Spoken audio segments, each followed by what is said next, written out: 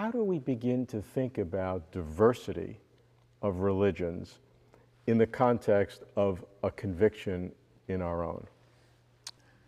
People have made two kinds of objections to belief in a specific religion.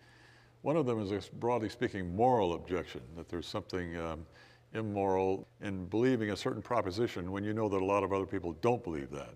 I don't see that there is anything morally wrong with believing. That very claim itself is another one of those self-referentially incoherent claims that shoots itself in the foot. Because the person puts this forward, he says it's immoral in some way to believe when you know other people don't believe that way. But that very proposition is one that not very many people believe.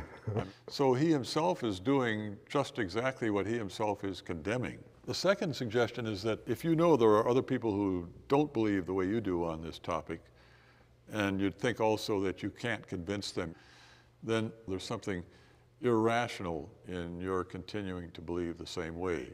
But I really wonder about that. Consider other areas of life, say politics, or for that matter, philosophy. I mean, philosophers disagree with each other all the time. Do you believe that all religions are looking at the same entity and seeing different elements of it? I mean, you're really asking me two questions. First, do I think that beliefs that conflict with mine are wrong, mistaken?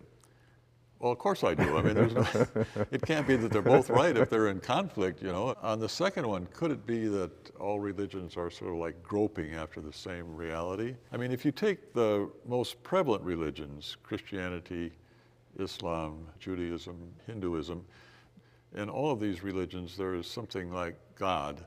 So one way to think about it, I suppose, is that these different religions, they're all in contact with the same being, but they differ with respect to some of God's properties or some of the things God has done. But I guess I would add to that that these approaches can't all be right. Where they're inconsistent, then some of them are wrong.